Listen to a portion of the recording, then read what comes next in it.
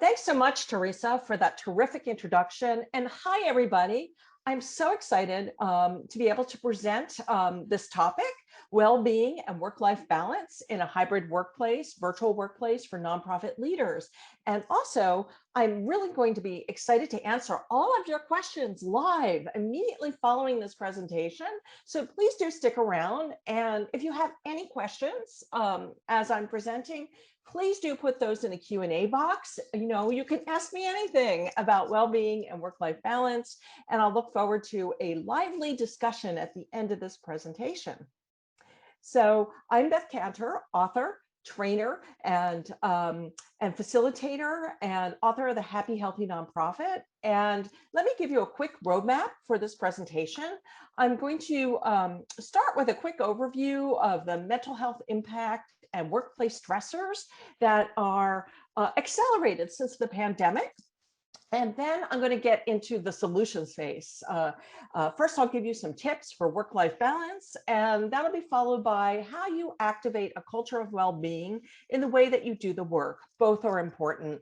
And then we'll go into that live Q&A. That URL at the bottom will take you to a PDF of my slides. Plus, I've put together a resource list for you that includes links to all the research that I'll be mentioning, and handouts and additional tips and reading for you. So don't worry about taking copious notes, because you'll have all the materials following this presentation. So let's get started. So the first thing I want to say is it's okay not to be okay. Okay? Just like Simone Biles and Naomi Osaka, we need to destigmatize mental health issues. So if you've had moments in the past 18 months when you're not feeling okay, guess what? It's okay. It's all right to feel exhausted and overwhelmed. It's okay to put yourself on the top of your to-do list and make time to rest, recharge, and ask for help. As nonprofit leaders, this is the time to focus on your mental health and that of your staff, and to just take that stigma away. And you know what? Our culture doesn't make it easy.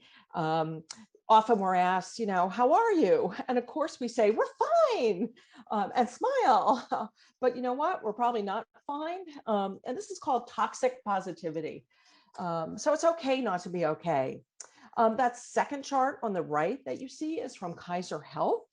And what you'll note is that there has been a 300% increase in the number of adults that are reporting symptoms of anxiety or depressive disorders between before the pandemic and as of January 2021. So we really need to take that stigma away. We really need to make ways to really support our people. Even with vaccines, and as hopefully the pandemic begins to fade, we all hope, the stress isn't going to go away. We're going to be going into hybrid workplaces, and that's a shift. And that's going to, more learning, more disruption. So it's really important for you as leaders to destigmatize mental health, provide supportive cultures and resources for yourself and your people.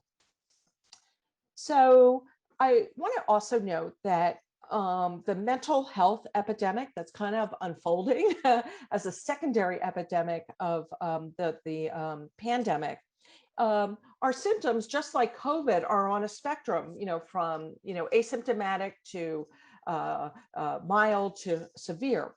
So in the severe end of mental health issues, we have depression, we have anxiety, we have burnout. But there's also something else that's kind of in the middle. It's been called the middle child of mental health, and it's called languishing. And this term was dubbed by Adam Grant, based on a piece he wrote in the New York Times and a TED Talk that he gave on the topic. And the word languishing, it means blah, okay? A lack of motivation. It isn't burnout because we still have energy and we're doing work. And it isn't depression because we're getting out of bed and we don't feel completely hopeless. We just feel somewhat joyless and aimless. And the name for that is languishing. And languishing is this sort of sense of stagnation and emptiness. And it feels as if you're muddling through your day, looking through your life through a foggy windshield. And it might become the word of 2021, or at least the dominant, the dominant emotion. You know, have you experienced this in the last 18 months? I know I certainly have. It's, in the early days of COVID, a lot of us were struggling with fear and grief and isolation, every day, daily doses of COVID stress. But as the pandemic has begun to drag on, we're all living in this kind of Groundhog's Day, and it feels like the whole world is stagnating. And so I just want to make note of this, that it doesn't have to be a severe mental health impact, that we could be feeling this kind of sense of blah. And on the other end of the spectrum, from anxiety and depression, and then we have this sort of middle child of languishing, we have flourishing. And this is physical, mental, and emotional health fitness. And that's where we want to get to. And that's what I'm going to talk about in just a moment to give you some tips. But first, I want to go through and explain a little bit more behind why we're feeling this way. So there's stressors in the workplace, and one is new because of the hybrid workplace. It's just this whole switch to hybrid. And according to a McKinsey study, 68% of leaders have not yet communicated about what the hybrid work plans are, and articulated what those are. And the study also found that the one thing that burned out employees had in common were leaders who had yet to get specific about hybrid work.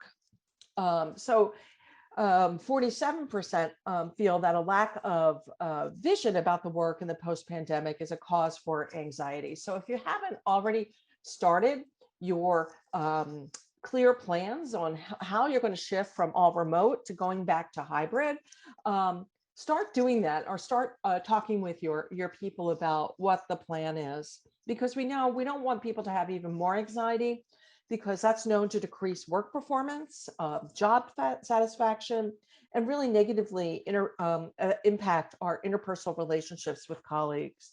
So, define your hybrid workplace plan, and I'm going to talk about a few points around that in a moment.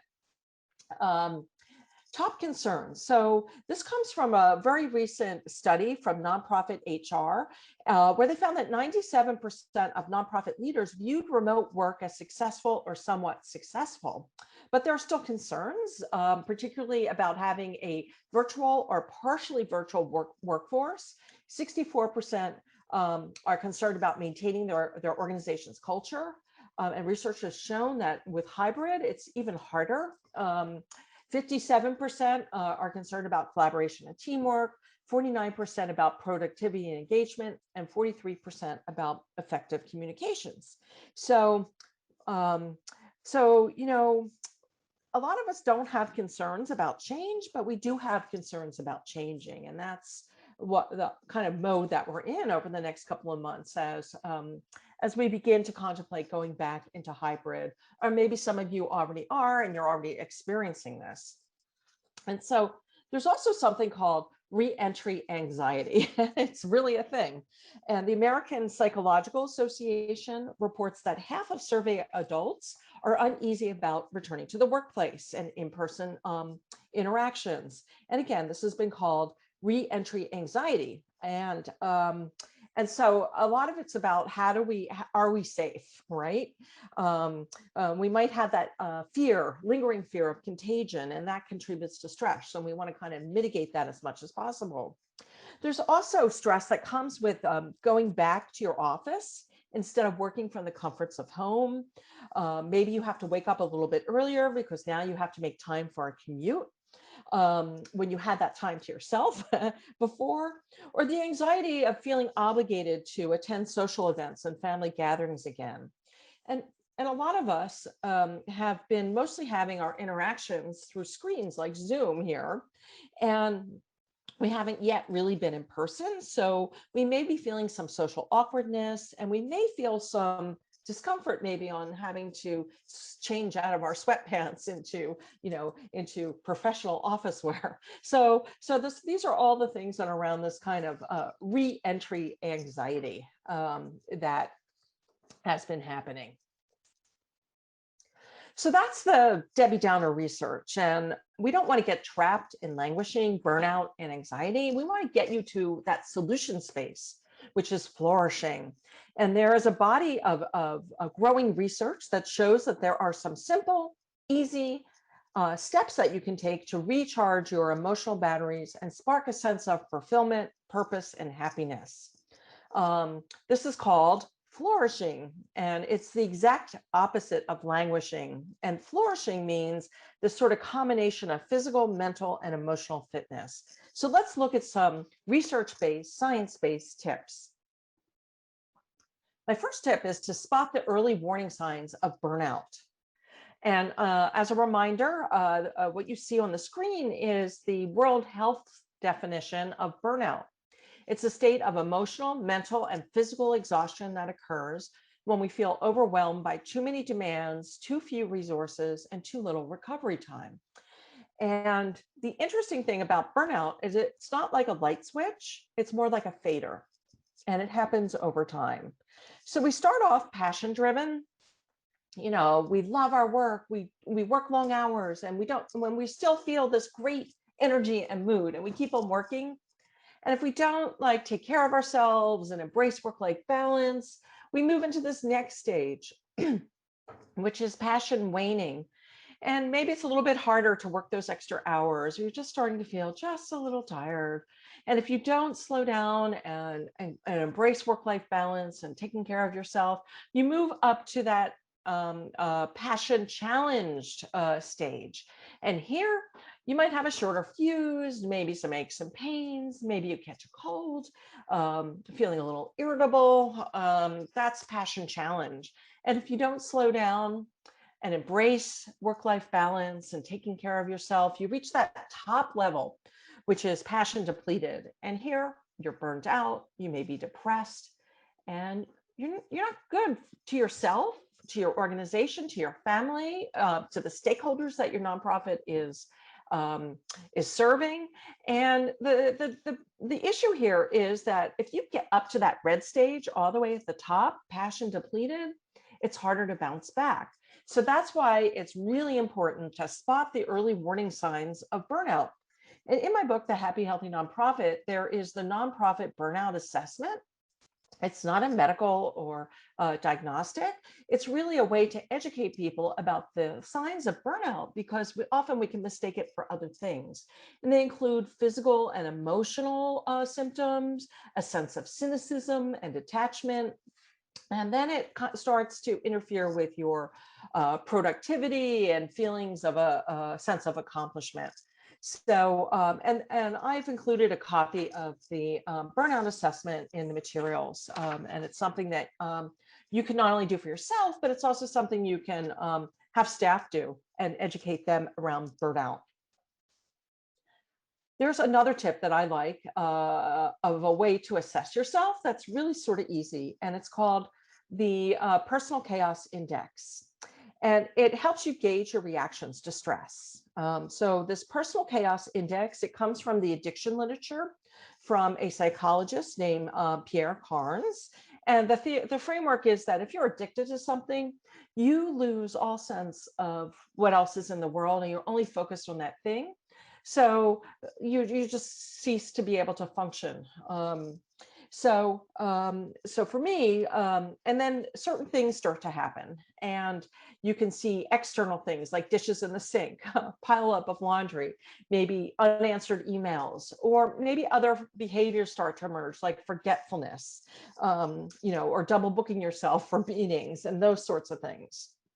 So the idea is to figure out what your personal chaos index is, and then hit the pause button and understand that you need to embrace some work-life balance and take care of yourself.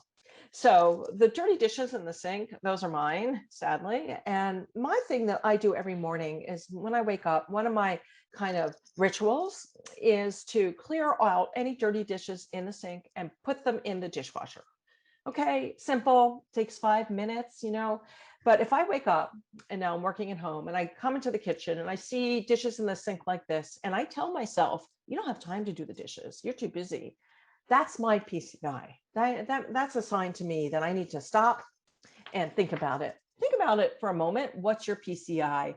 What I did is I thought about it, I wrote it down on a sticky note, and I kept it, on my desk. So I would be aware of when I was feeling stressed and make myself do something about it. The next tip is about remembering the basics: sleep, nutrition, and exercise. In my book, the Happy Healthy Nonprofit, I called this the Health Triad. And it's information that we've heard over and over again that, we got to get enough sleep, you got to eat good food, and you got to get exercise so you can keep your physical health. And your physical health is really like a rock. And especially now with the virus floating around, you want to have good physical health and a strong immune system. And one of the things that can weaken your immune system is not getting enough sleep. Sleep is so important. And I know during the early days of the pandemic, I had a lot of trouble with sleep, plague-induced insomnia, or what a new term that's come up is coronasomnia. And what's happening now is something called revenge bedtime procrastination. And this is like just putting off your bedtime to engage in other activities like streaming Netflix and other leisure time activities because you don't have any other time to do it because we're overworking. And so what that does is it shortens the amount of sleep that you have, and the next day you're not able to operate at your fullest, makes it harder to concentrate, maybe you're a little cranky. So we got to stop that revenge bedtime procrastination and really make a goal and a commitment to getting that 6 to 8 hours a night of sleep, and good sleep. That's what we need. That's what our bodies need to recover and to build and bolster our immune systems. Pro tip is the Sleep With Me podcast. If all else fails, I found that really great to help me fall asleep. For exercise, here's another pro tip for you. Some of us, it's hard to go back into the gym depending on where you are. Some gyms aren't fully opened, or maybe we just didn't go to the gym in the first place. But getting exercise in small snackable bites can still help your well-being. It's no secret that activity kind of boosts your mood. And even if you do it in these fun-sized portions called exercise snacking. So try to do, take short breaks to do some stretching. What I like to do when I have a break between meetings is, walk around the block or walk from one end of my house to the other. It's just so you're not sedentary and sitting in front of the screen all day, because that's not good for your physical health, being sedentary. Okay, so one of the things that's emerging is that the pandemic has blurred the lines between work and home life, and we're working more hours, all right? Do we work at home or do we live at work? So if you look at that chart that's on the right, you'll see work hours before the pandemic, which is in orange, during the early days of the pandemic, which is in white, and then as of January 2021, which is in blue. And if you look at this, it's saying that we are working longer hours when we're working from home. And so this all points to a future where we could start to normalize overwork, and work-life balance and self-care becomes nothing more than a dream and a wish. And we really need to not let this happen because it's not sustainable. So some techniques that you can do as an individual is to use rituals to create boundaries between your work life and home life. Now, that's a picture of Marie Kondo. Maybe many of you may be familiar with her Netflix series or her best-selling book, The Lifetime Magic of Tidying Up. And most recently, she wrote a book about tidying in professional life. And she has a set of rituals that she does for working from home to signal the workday. And she has a tuning fork, and she hits the tuning fork, and that and lights some essential oils, and that starts her work day. And she does a sort of end of the day ritual as well. Now, I'm not suggesting that you run out and get a tuning fork or that you use candles or essential oils, but it's important to have some sort of start your day ritual if you're working from home, and end of day ritual if you're working from home. And even if you may be, working from home all the time, or you might be working, some days at home in a hybrid way, you want to have these rituals. And here's a couple of examples. Some start rituals are there, go for a walk. It's called the fake commute. Have a dedicated workspace, write down your daily to-do list. And there's lots of others. I'm sure many of you do have some start day rituals. And then you want stop day rituals, which is kind of what I do. Is I put away my laptop, I set my phone in airplane mode as I cook, and maybe I do a little reflection and get ready for the next day. And then I've closed my work day, and I'm not thinking about it anymore. And that's how putting those boundaries around work gives you a break from that kind of work stress instead of having it be all the time. It's also important to incorporate quiet time into your day. And when I think of boundaries, I think quiet time, having boundaries between you and your technology is so important. And according to the research, it's golden. It helps restore your nervous system. It replenishes energy and concentration. It facilitates clear thinking and creativity. It quiets negative thoughts, and it improves productivity. And so some techniques that I use, I actually have a separate desk that doesn't have any technology on it, where I go just to try to think and to actually read. Yes, I read on paper, to get a break from that screen and the constant pinging of notifications and new emails coming in. I also will go on occasion and put my phone in airplane mode, especially when I'm trying to engage in thoughts and tasks that require deeper thinking. So incorporate quiet time into your day. It doesn't have to be hours. It could just be minutes to feel some of these benefits. So my next tip 5, is to embrace single tasking. And that's single tasking is giving one task your full attention. Okay. And that's something that a lot of us aren't doing these days. There's research that shows that on average, people are checking their email 74 times a day and switching tasks every 10 minutes. And that creates something called time confetti, where we're shredding our time into these increasingly tiny, useless pieces. And time confetti is an enemy of energy and of excellence. So if we really want to reduce our stress, embrace that single tasking. There's also new research out that shows that multitasking during remote meetings has been on the increase. And there's a reason why that happens, because there aren't breaks between meetings. There's no time to actually do the work. The meeting isn't relevant, and so forth. And again, we're all in danger of kind of normalizing multitasking, or this, what I call continuous partial attention. And that's not good for our well-being. And it's also not good for our brains, because we're training our brains and ourselves to be constantly distracted. So try practicing single tasking. I know I was in a real state of distraction, especially at the beginning of the pandemic. And then when I realized that it's just not healthy and it was causing all the stress, I actually started to block out time on my to-do list. I put it on my calendar, and I would work in these little blocks. It's called Pomodoro. And I just had, when I just singly focused on one task, it was calming, and it was amazing. And then I felt like I was getting something done, and that made me feel better. So this embrace single tasking will not only improve the quality of your work, it'll also improve the quality of your mood. Tip 6 is to reduce Zoom fatigue. And so know your Zoom number, know how many Zoom meetings per day that you can handle.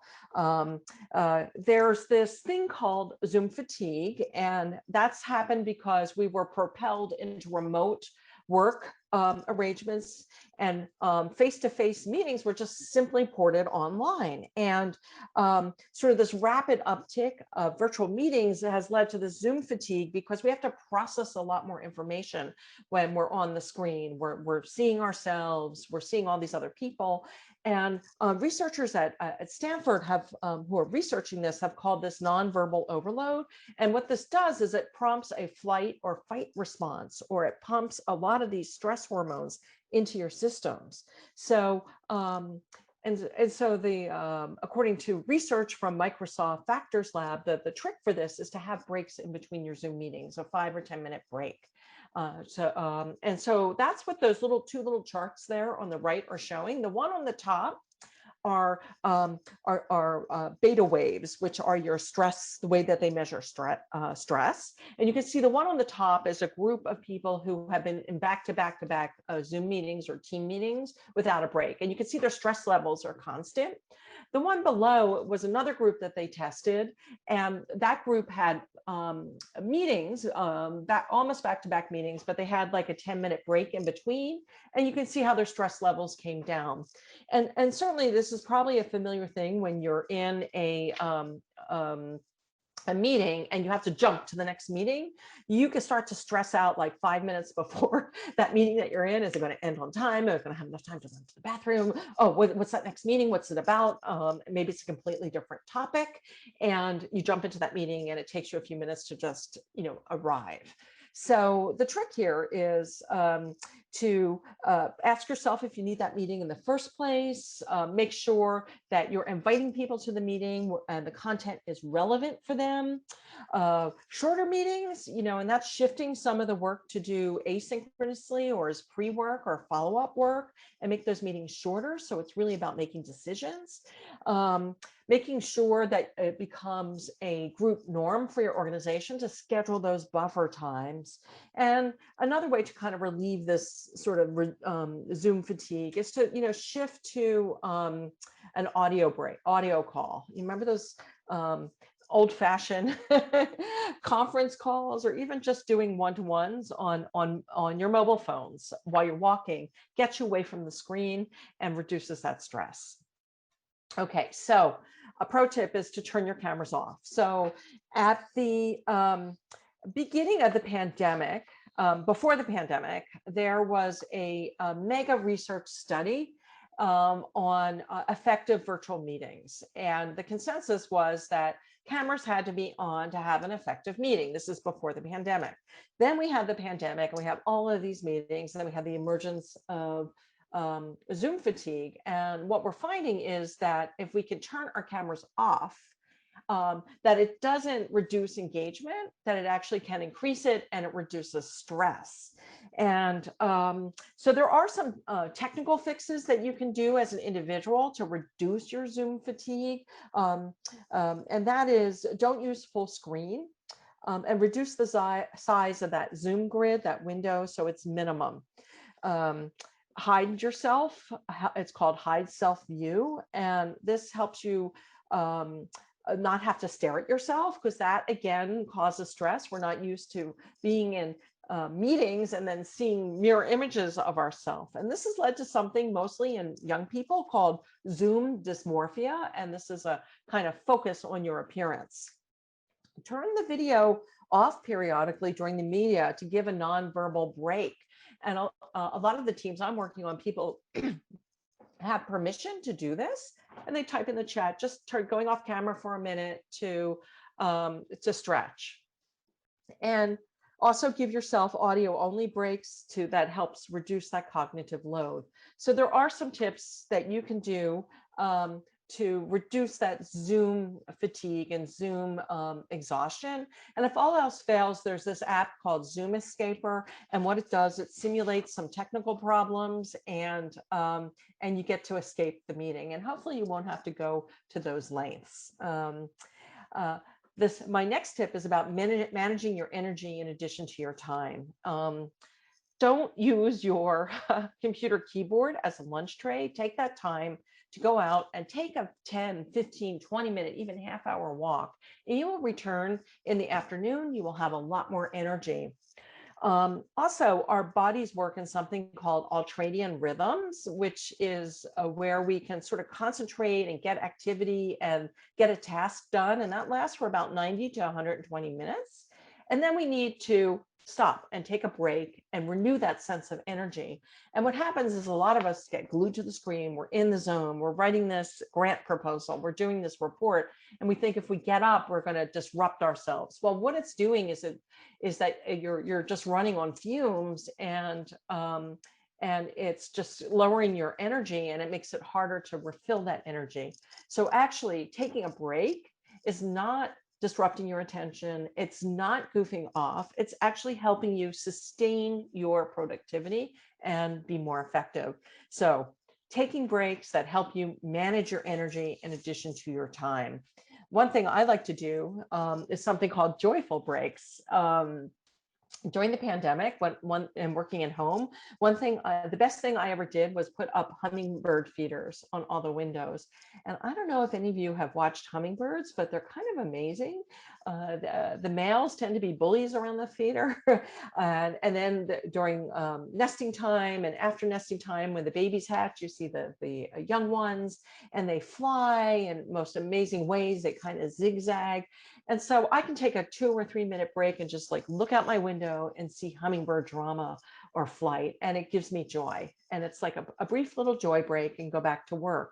I do live in California, and I'm not too far away from the Pacific Ocean. And every once in a while, I hit a wall and I just feel like exhausted, and the sameness it's just gotten to me. And I've been giving myself permission every so often when I need it, just to take off and drive to the coast. And sometimes I go with my husband. We both just drive to the coast and look at the ocean and hear the sound of the waves. Now, I know many of you may be not near the ocean, but maybe you're near a beautiful park in your neighborhood, or maybe you're near a lake or some form of nature where you can just take that kind of joyful break and replenish your energy. So it's also important to create a plan. All right. It's great for us to kind of think about all these great things that we can do to take care of ourselves. But if we're not approaching it with an intention and writing a plan around it, we won't do it. And so in the Happy Healthy Nonprofit, I have some examples of how you can write an actual self-care plan or a life work balance plan. And it includes like thinking about activities that are, with your relationship with yourself. That's where we get into that, physical health and getting enough sleep, or it's mindfulness or taking walks or doing something creative. It's also our relationship with other people and our relationship with going outside into nature, getting away from our desks or workplace. It's thinking about our work and career goals and being engaged in the work we're doing, and also our relationship with technology, our relationship with Zoom or with our mobile phones, because sometimes we have unhealthy relationships and we need to set new habits. So this template will also be in the handouts. So I encourage you to, maybe after the session, after the conference, to sit down and write up a self-care plan. And it's also something you can share with your employees. Now, all of these activities are really new habits that we want to build. And it's always hard to start new habits. And for the book, I was lucky to interview BJ Fogg, who is an expert in habit change. And he's at Stanford University, which is right down the road from me. And he's also the author of Tiny Habits, The Small Changes That Change Everything. So when you want to establish a new work-life balance, habit or self-care habit, you want to anchor that activity to something that you're already doing. Something that you do every day, and then you layer on the additional habit that you want to start. You got to make it tiny. That is, you don't want it to be too big. And then you celebrate when you do it, and then you keep on tuning this cycle. So let me give you an example. I, a couple of years ago, started a habit of walking every day, that I wanted to walk 10,000 steps. And I didn't, that was my sort of long-term goal, but to get started, I had to anchor it to something I did existing. Well, every day, I do get up and I have coffee. And so I said, after I have my coffee, I'm going to go out for a walk. And I'm going to start with um, just getting 1,000 steps a day. I can do that. It's a walk around the block. And then when I did that, it was like, yay, me. And then after a while, I said, okay, I'm going to up it to 1,500 and then up it to 2,000. And before you know it, over the course of a couple of weeks, I was able to like get into a daily habit of walking 10,000 steps a day. So, so those are my tips, and then this is a way to create a plan for yourself. So I want you to reflect for a moment and think about one thing that you can start now to help you maintain work-life balance. And take a moment to think about it, write it down, and maybe put it on your calendar. Think about how you can make it tiny. Think about an existing activity that you can link it to, and something that you can get started doing. Okay, so now I've given you a bunch of tips on how you can practice work-life balance and take care of yourself as an individual, but how do we bring this into the workplace, right? Because or the virtual workplace or the hybrid workplace, or your workplace at home. But basically, how do we bring this as a cultural norm in the way we do our work with other people? And this is really, we're talking about culture, and culture includes the components that you can see listed there on the right. It includes purpose, values, beliefs about what's important, behaviors, behaviors that reflect those values. And that's often what can create a toxic culture if there's a mismatch between values and behaviors. It's having recognition of employees, having group rituals in place. I talked about individual rituals, but also like group norms. You know, for example, having your cameras off versus on, and then also visual cues. And I want to say that, you know, essentially culture is the way we do things around here, and trying to shift or really focus on making it a culture of well-being, you know, that's difficult, and it takes patience, it takes time, and it takes small steps to change. And so one of the ways that you can change is to begin to have a session, I call it the 5 Fs, where you're brainstorming these 5 different F's words, and they're F words you can say, that reflect a culture of well-being. And so they're function, feelings, friendship, forward, and fulfillment. And you're basically having a discussion about what are some things that we can do that relate to these different words that will create this culture of well-being. And then you start small and you start to integrate these in the way you do work. So let me give you some examples that relate to each of these different F words. Okay, so function. Meetings are a big thing. Walking meetings are fantastic, and they're great, especially for one-to-ones and building relationships. And I call them strolling meetings because not everybody can walk. People can roll. And I was doing these before the pandemic, and I've continued those. So at the beginning, I was doing my one-on-ones with FaceTime, as you can see there, and walking and talking. And then doing some of them socially distanced with masks. It was a little bit more difficult because we had to shout at each other to maintain our social distance. And now as we're moving back into the workplace, we can begin to have small group strolling meetings. And the benefit of this is that you get to work in that small amount of exercise, and they're really great, especially in small groups, as I said, for building relationships or actually generating ideas, because movement can help you be more creative. Reduce and rethink meetings, all right? Especially as we move to the hybrid form. It's really our chance to really think about the way we do meetings, so it works for everybody and it's not causing this sense of exhaustion. And, you know, it's really interesting because I just read an article the other day, and it was about how about somebody who had gone back into the hybrid workplace, but they were spending most of their days isolated and on Zoom meetings. So Zoom meetings aren't going to go away, our virtual meetings. And in fact, probably we may be doing just as many. of them, just to initially in the beginning to be safe. So here's some ways to rethink meetings. So schedule short breaks. I already referenced the Microsoft Human Factors Lab research that shows that our brains work better when we take small breaks between meetings. So instead of having your meeting be a full hour, have them be 50-minute meetings or 20-minute meetings for half-hour meetings. So you have normalized and made a norm of that 10-minute break. And another way, if your calendar is starting to look like this, just say no. One of the things, and again, it's deciding whether you really need that meeting. What I really think is that these calendar applications like Google Calendar and Outlook, we need another option that says, are you coming to the meeting? Yes, no, maybe. You need another question is this content really relevant to you? Yes, no, maybe. And allow us permission to say, we don't need to come to this meeting if it's not 100% relevant, because that's what's increasing that multitasking. And then incorporating more asynchronous work. Now, synchronous is when we meet in real time.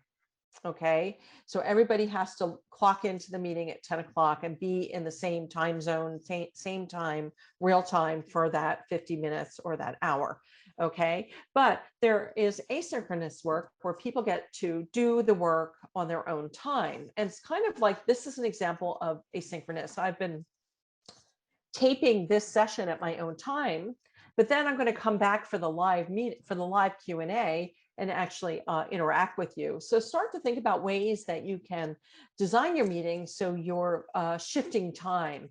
So one way is to shift any reporting or proposals and to get people to give you feedback in advance.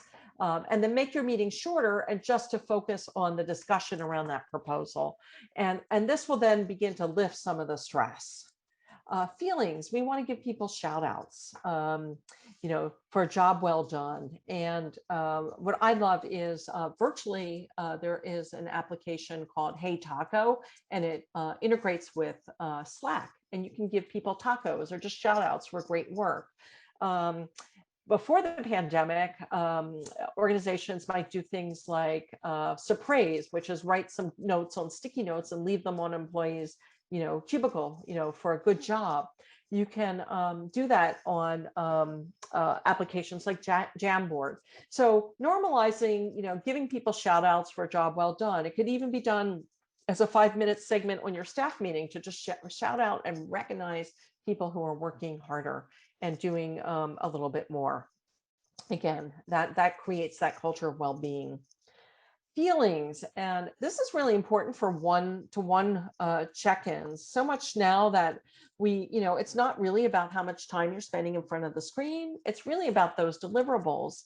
But we don't want to just have our whole one-on-one be like, well, so how are you doing with that report? Where are you with that report? You also want to have more humane questions and asking people to talk about their energy and what concerns they might have and what do they need to do their job better, and how can I, as your manager, help you do your best work? It's really important, especially for us as managers, that we have a lot of empathy and that we're doing these checking ins and recognizing, that this is a difficult time, and we do need to provide that support. And it's really, getting stuff done. Yes, that's super important. But it's not only about getting stuff done. It's also about the people and how we're feeling. So it's a balance of those. So asking the right check-in questions, friendship, celebrating, and this could be celebrating milestones, the end of a campaign, people's birthdays, people's work anniversaries. The llama that you see there in the Zoom window right there is from a nonprofit that was down in Florida, and they were celebrating the executive director's birthday, and they surprised her by bringing a llama from the local zoo onto Zoom, and they had a cake delivered, and they all changed their backgrounds to be happy birthday cards. So making sure that there's that spirit of friendship in the workplace, and that can be done by celebrating. forward, taking a course online. If you are working from home and you do have that extra time from the commute, why not, invest in yourself and invest in your skills? There's a lot of free classes now. I wanted to, for years, take this online class at Yale with Laurie Santos on happiness. I never had the time because before the pandemic, I was doing a lot of travel and it was really busy. And so I started to use my commute time to take this class. So this is a great time to invest in yourself, professional and personal development. And the last is fulfillment, feeling connected to the mission. With being isolated in our homes and doing the work, we're not seeing firsthand the work that the nonprofit is doing that maybe inspired us to work for the nonprofit in the first place. The Cara Collective is a workforce development organization that's based in Chicago. And before the pandemic, they had this thing called drumming circles and inspiration circles. And once a week, they would bring in people who had went through their program to tell their story. And they invite everyone on staff, sometimes board members, sometimes funders, but it wasn't a dog and pony show. And this was a way to keep everyone inspired. Now, with the pandemic, they've had to bring this in a virtual space, but they've continued to do this. So think about how can you maintain that connection to the work that your organization does, so we don't lose sight of that inspiration. So as I mentioned at the beginning, there is a process that you can use to start thinking about how you can activate a culture of well-being. And it's called the 5Fs Brainstorm. And you're basically doing some brainstorming around activities that you can do around those 5 different areas. You have a group that maybe you prioritize which ones you want to do, and then you have a small group that looks at how can we implement this. And it's really about taking small steps and over time adding to things. And so you'll find this handout and this process that's in the resource materials. So take a moment to reflect. What's one thing that can help your organization and team activate a culture of well-being based on what I just presented? And also, I want you to just take a moment now as we're shifting towards the live Q&A. I want you to really think about, like, what are all your questions? Like, what resonated? What do you still have questions about? What ideas do you have? And I hope that you're sharing those in the Q&A box, because Teresa and I are going to have a great, incredible conversation and Q&A that will involve all of you. And so as I end now, I just want to let you know that, again, all these resources are at that URL. I'm sure that'll be sent out to you. It has really been an honor to present some ideas to you about how to take care of yourself and how to activate a culture of well-being.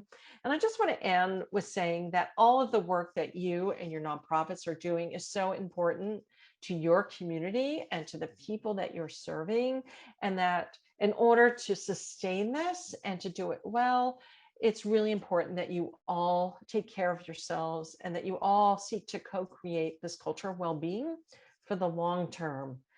And I look forward to taking your questions. Thank you. Well, thank you, Beth. That was very informative and very helpful. I'm Twana Cheek. I'm a partner with Brady Ware. I did have to laugh. I did write it down. The Zoom escaper really took me by surprise. And I think it's applications like that. Our IT department won't let us load anything on our on our work computers. So it's probably so we can't escape the Zoom meetings, right? Exactly. But we are going to start our live Q&A session. So I encourage you, if you've not put any questions, in the question section, please do that. We'll be checking that as we're going along. So we're just going to go ahead and jump right in. Beth, one attendee basically is struggling. Children at home, working with children at home, and stopping and starting many times during the day. How do they get their responsibilities done between the children and the work? What suggestions do you have for them? Tawana, thanks so much for that question. And whoever asked that, I feel you. As the parent of now young adults, I remember those days when they were younger, because I was also juggling taking care of my kids as well as working. And it is hard to both be a parent, a working parent, and also finding time for yourself in that mix. So one thing that can work is really avoid that multitasking thing where you're working and taking care of the kids at the same time, because that's not efficient and it's not really fair to your work, and it's not fair to your family either. So one little trick you can do is set a timer for maybe 60 minutes or so to keep yourself on track and keep your kids on track. Maybe you set some ground rules with them that you can't be disturbed until the timer goes off, and just Tell that sweeten to the a pot. 2-year-old. Well, I was getting there. Sweeten the pot with a promise, a reward. Play checkers, do something fun afterwards.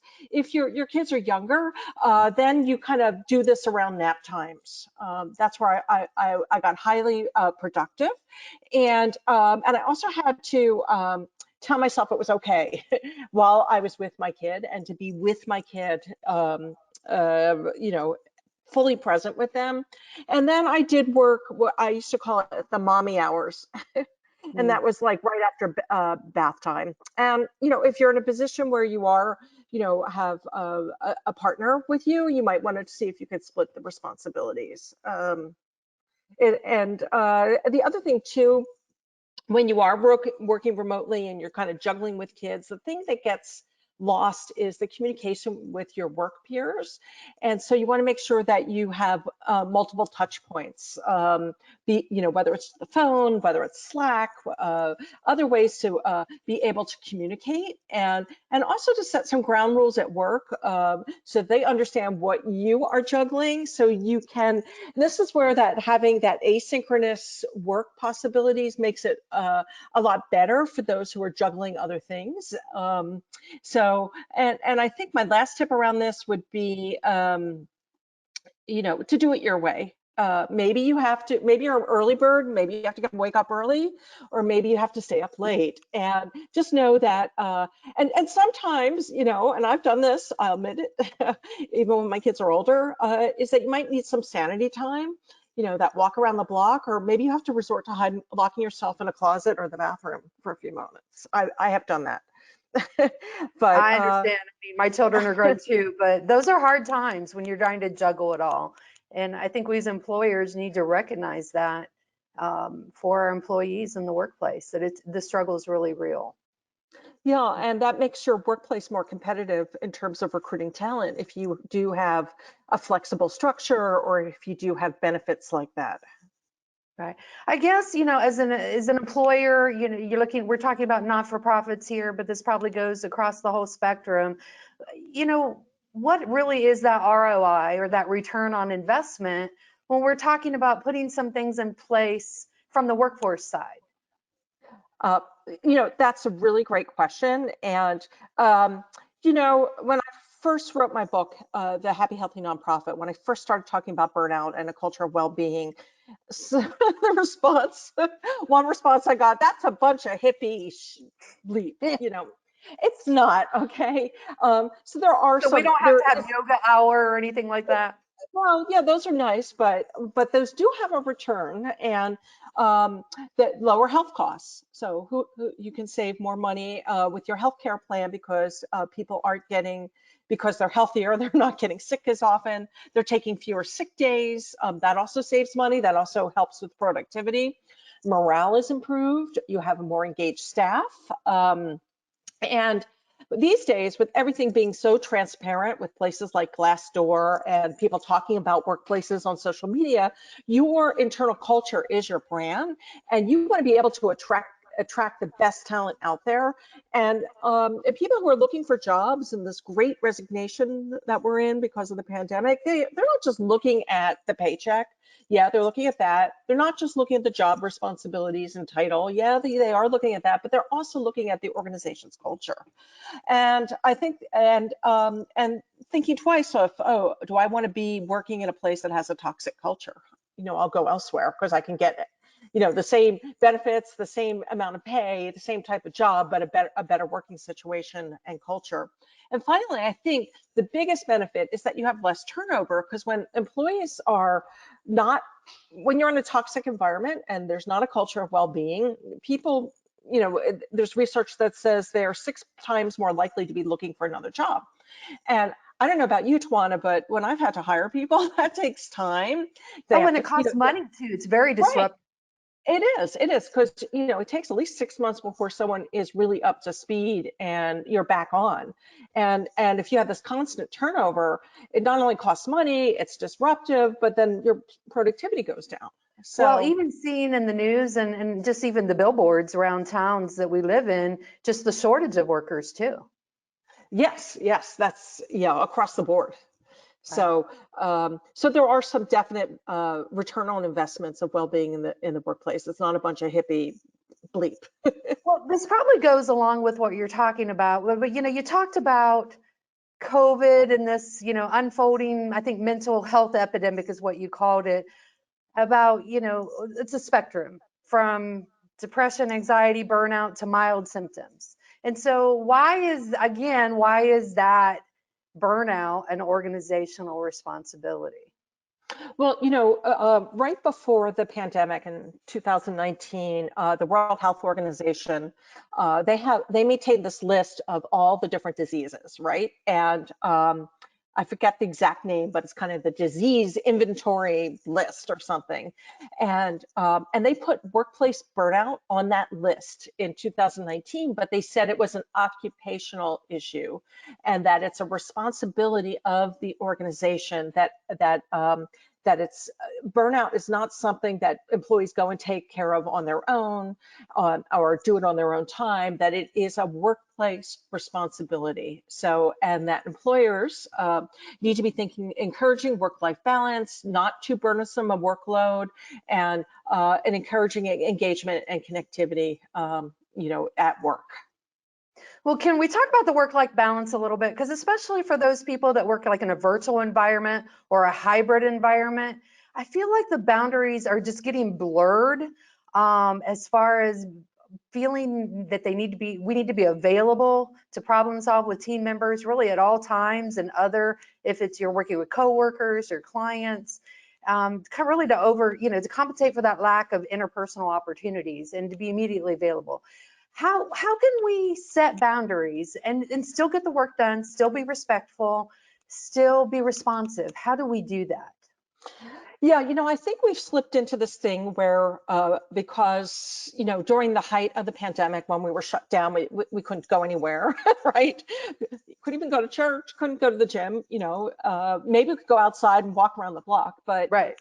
we couldn't go on those lovely vacations we had planned. And so what did we do? We worked, right? Or some of us baked some sourdough bread and got into gardening, but still we were working longer hours. And with that, and with technology, being accessible through things like Slack and email and texting, people just started like texting and we're sending emails at all hours. And when a senior manager does this, it creates the tone and the way of working, and it's kind of like, oh, I have to be responsive to this. So I think the most important thing is to set an after hours communication policy and be really clear about your term, when people will be engaging and when they're not, and also be clear about like what is an emergency, what is urgent If but I can need wait something until done, business. it's an emergency. Yeah, Is that right? or we can wait until quote normal Right. business hours. And I've been coaching a lot of CEOs and teaching them, use the scheduling function on Outlook or Gmail. You might be writing that email at midnight on Saturday night, but don't send that out to your employees. And I use that myself. My team knows has come to expect Monday morning emails, but I wrote them over the weekend. Oh, that's a great And idea. that I have seen that function in Outlook. Haven't really used it before, but I've never thought about that. I use it. I use it all the time, and I have found, so part of it is, it also makes it more efficient when you're batching and responding.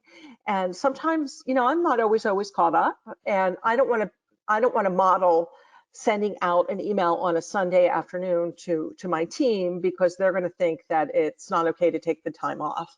So, Okay. but I need to use that Sunday afternoon for one reason or another for an hour to catch up on my email. So I'm less stressed, but I can schedule it so it goes out during work hours. So how does that work? You type up the email and then you do a delay send and tell it what time you want it to actually send? Exactly. I Okay. use Gmail. It's called, there's a little function called send later, and it pops up a schedule. When do you want this sent? Okay, great. That's a great practical too. I've not used that, so I will look for that.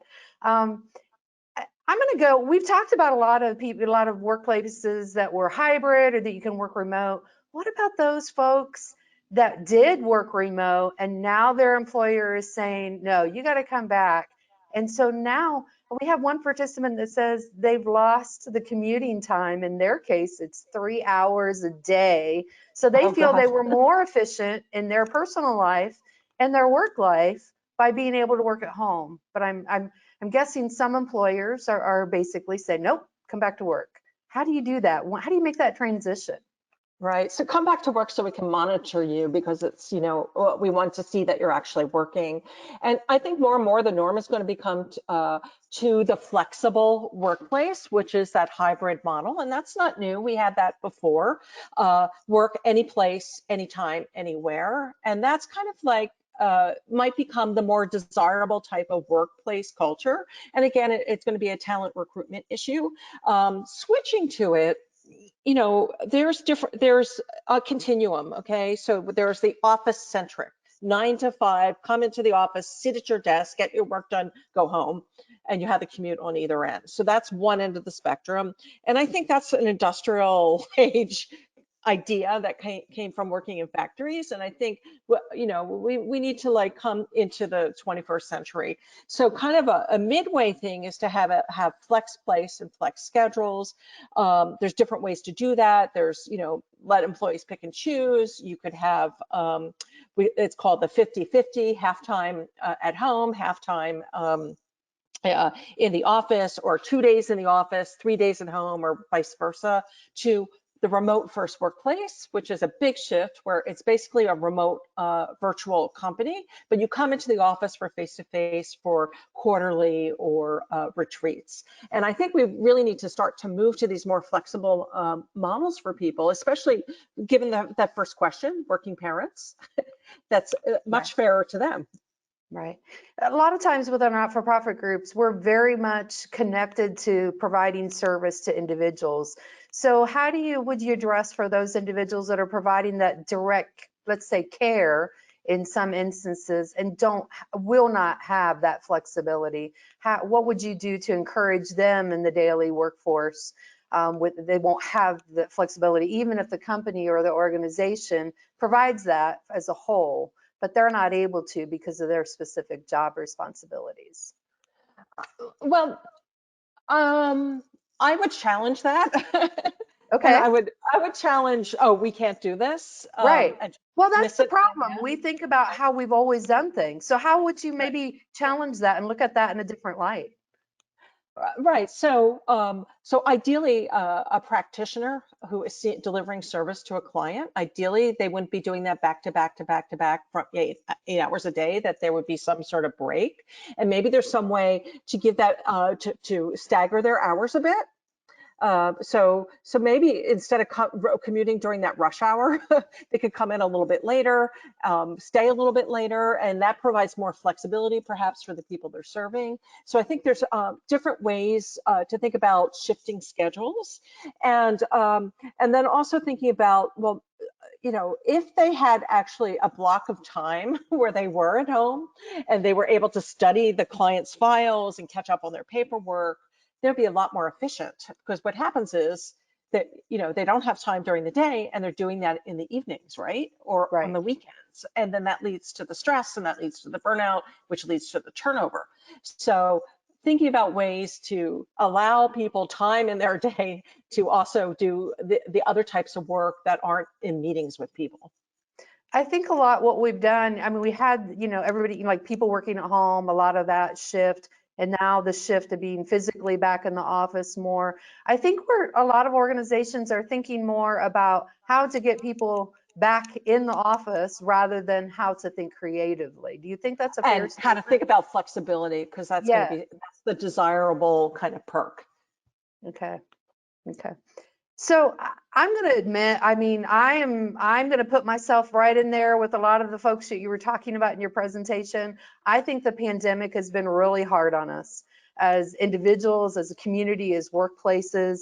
So as nonprofits, for our organizations, how do they start? I mean, what's the great starting point for providing support around employee mental health? Because I mean, all these things sound great.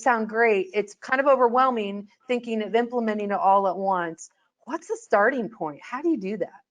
Okay, I'm a big fan of one small inch your way towards something. Okay, yes, it can be Incremental. overwhelming.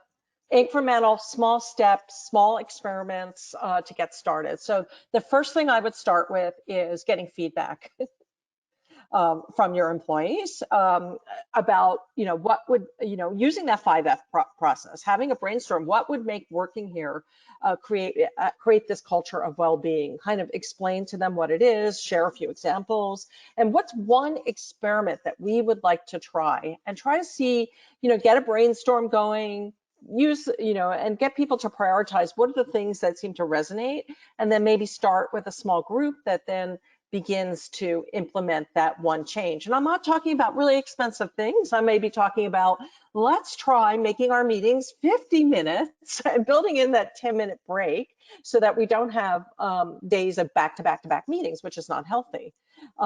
So let's say that's the one thing that resonates with folks, and that's a small change, right? It's not expensive, it's So not hard to when you're do. asking for feedback, that initial feedback, is that anonymous? Are you doing a survey? You having people Yes. put things in a suggestion box? Like, how do we do this? Yeah, through a survey, and I would also combine it with some sort of measurement, so you can measure the stress and burnout levels. And the nonprofit burnout assessment that I have in the book is one tool, and it's also in the handouts. And you could do an anonymous survey, asking questions around what are the causes of stress.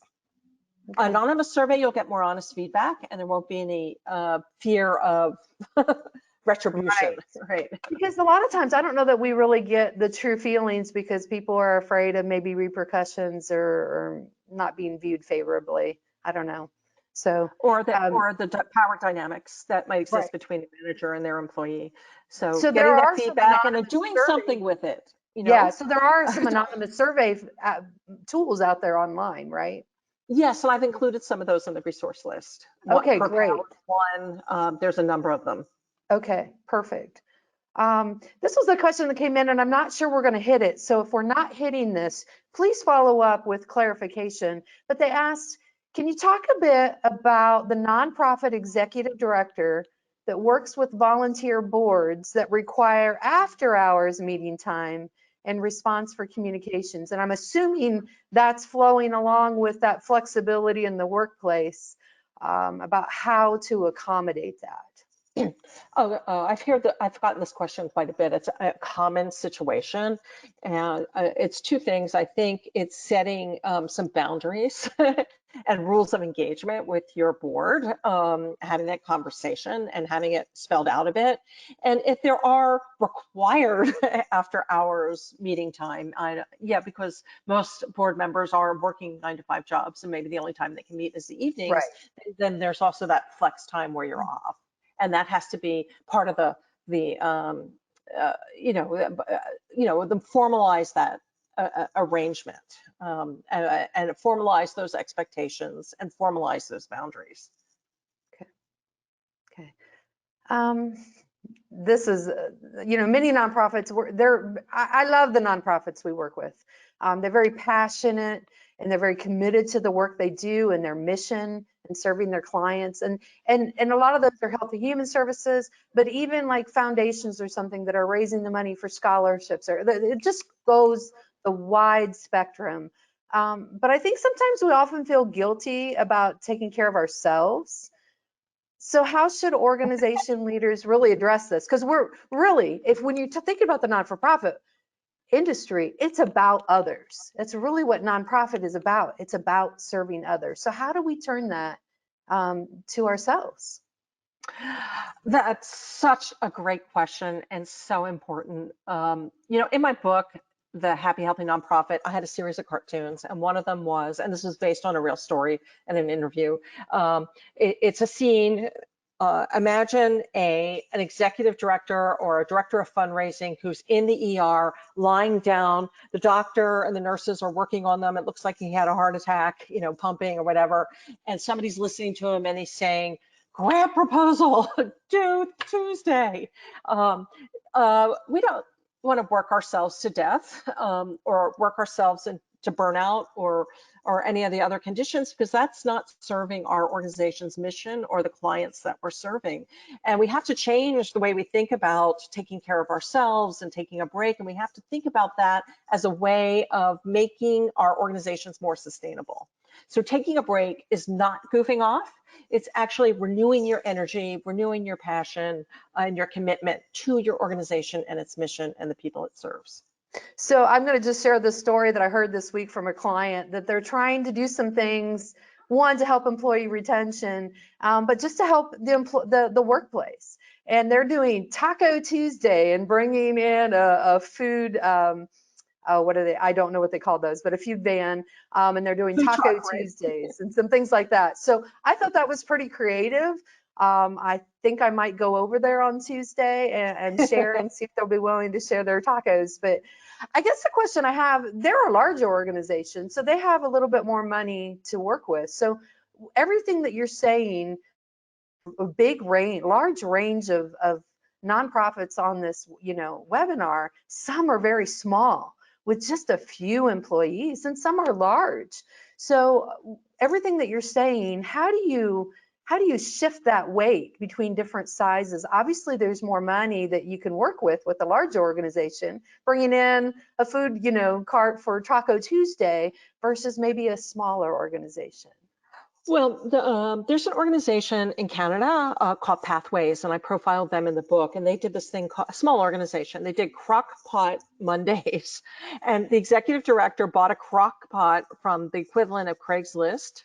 I don't know, $10, and then put a sign-up sheet. And once a week they have a lunch together. There's 5 or 6, maybe 3 or 4, I don't know how many, a small number of staff. And each week, a staff person says, "Okay, I'm going to cook something in the crock pot," and they sit and they have a meal together. That's not expensive. So that's taking that food truck down to a more manageable size. Food truck, that was the word I was looking for. Okay. It could be a crock pot. It could be a used crock pot, and people bring their, cook something for everybody. Okay. So you've shared a lot of ideas about redesigning the workplace, more flexible, hours and providing support, but what else should organizations be doing?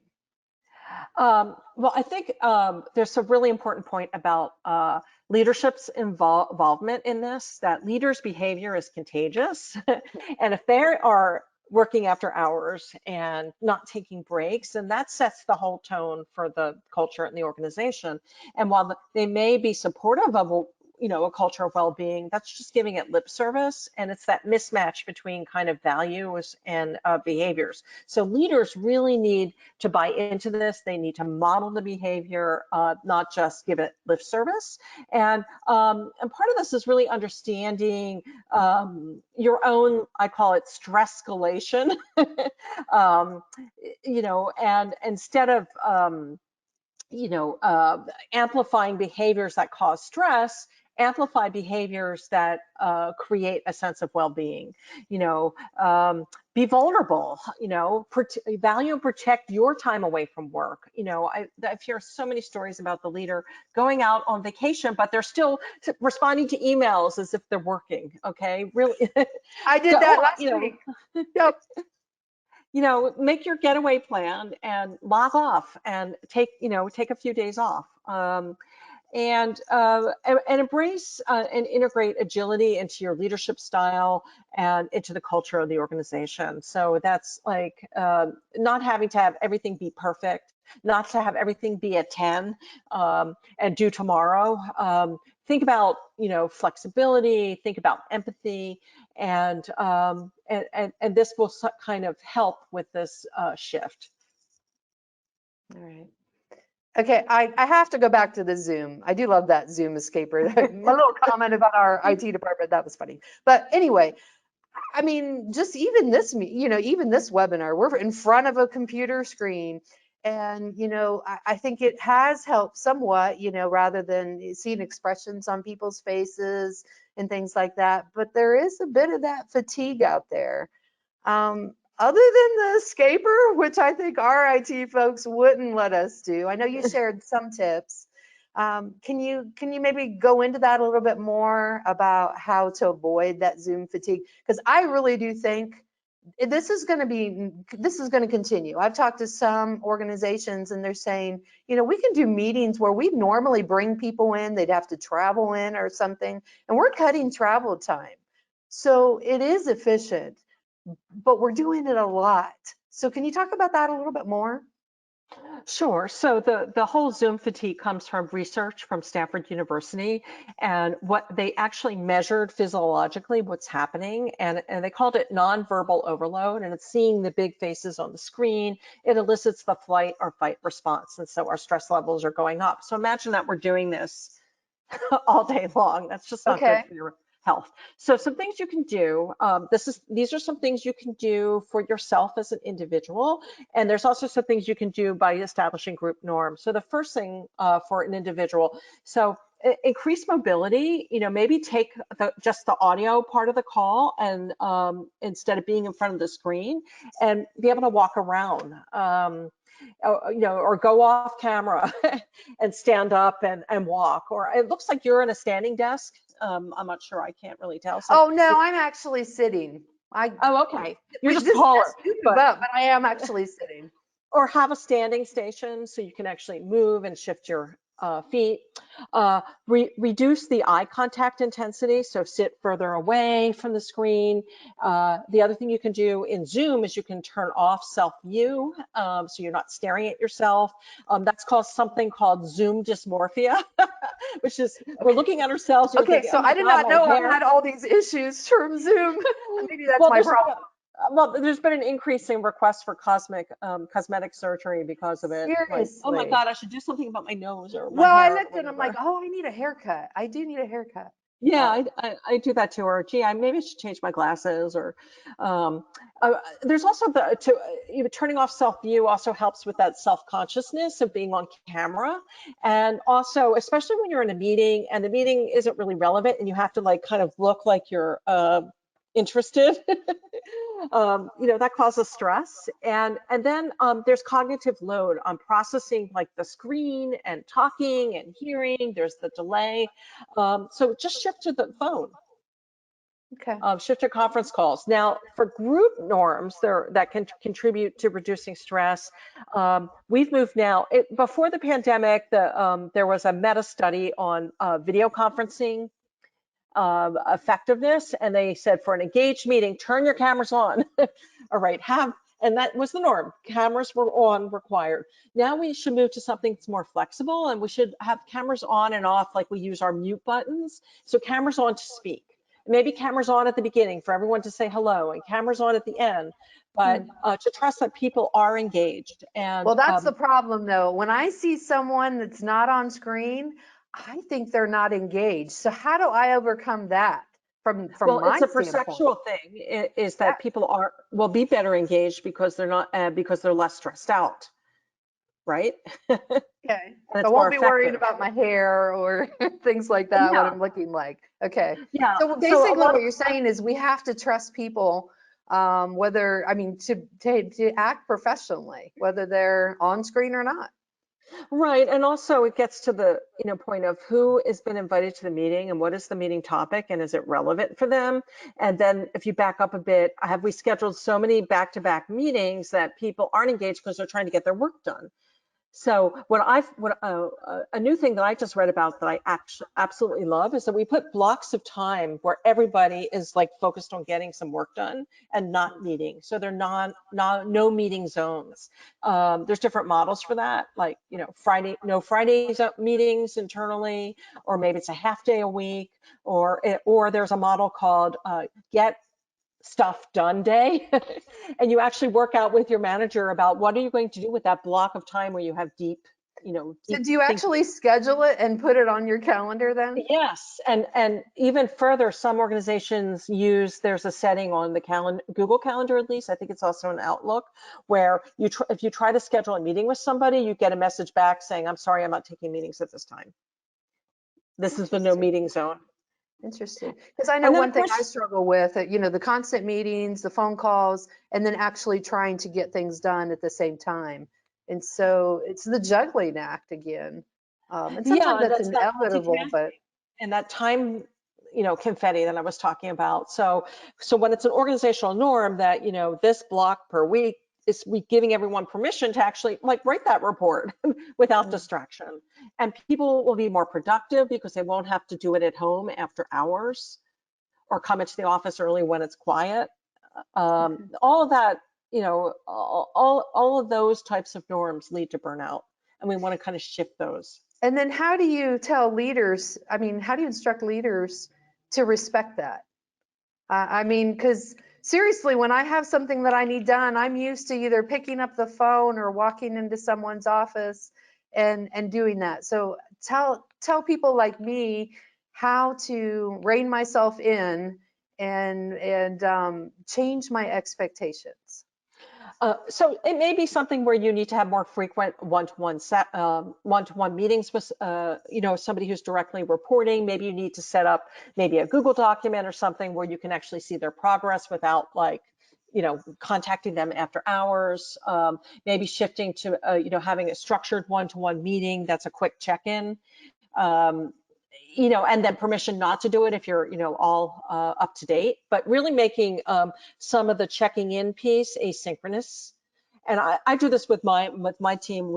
I have a Google Doc where I check in with people, and I've learned how to, I have to break some things down for some folks, give them more interim deadlines. So that's helped as well. Okay.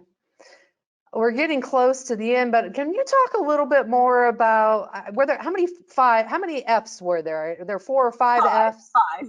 Okay, 5 F's. So how can organizations actually do that process? I think it was really interesting. How can they actually go through that process in-house? That's a great question. And I do have a handout that has a whole process outline for doing this. But and this ideally would be based after getting some feedback about, as I mentioned before, about like what the stress levels are and those sorts of things. But you invite people to a brainstorming session. It could be done virtually. There's tools like Jamboard that are virtual sticky notes, and you explain what the 5 different F's are, and you ask people to brainstorm different ideas that relate to the different F words, okay?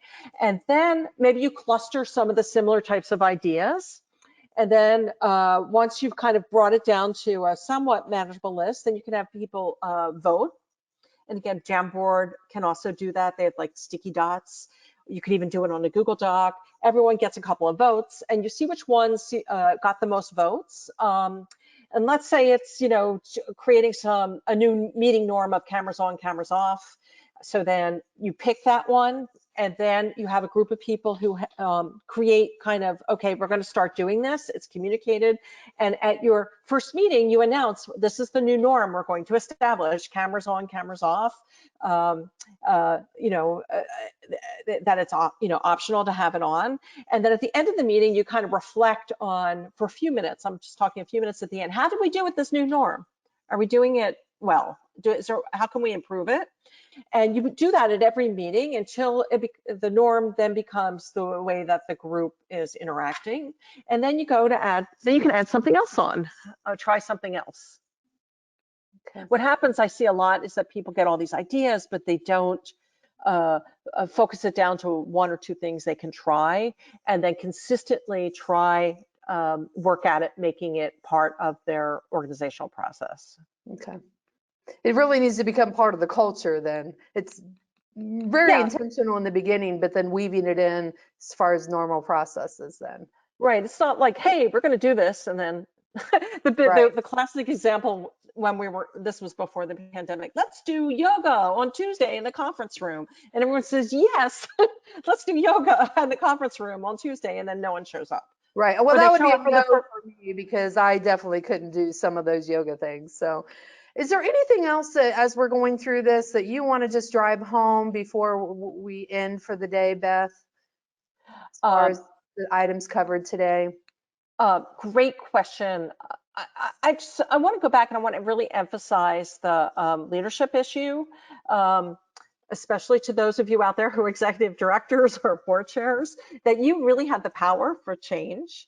So if you change, you can influence others. And if you can change to adapt some of these ideas around well-being, not only will it be good for you and your employees, but it can make your organization more effective, and it can also help the people you're serving. And this has been a really difficult almost 2 years that we've been through. We don't know how much longer this is going to go on. And we really need for nonprofits really to sustain themselves by adopting this culture and a way of working that promotes well-being. It's our way out of this horrible situation we've been in for so many It's months. actually something that we can control in a lot of areas that are not controllable. Absolutely. That's great. Well, Beth, I just want to thank you for all of your wise words of wisdom. This wraps up our Q&A session for the work-life balance tips for not-for-profit leaders. I just want to thank everyone for joining us. You will receive an email soon with links to handouts that Beth kept referring to from today's session. And there'll be a link to the completed video for you to watch if you want to share that with your organization's staff or other board members or those folks in leadership that Beth was talking about setting the tone. But we ask you to be sure to take the conference survey. We really want to get your feedback, and we want to continue to bring valuable information to you and to your organizations. We look forward to seeing you again, and thanks everyone, and have a great day.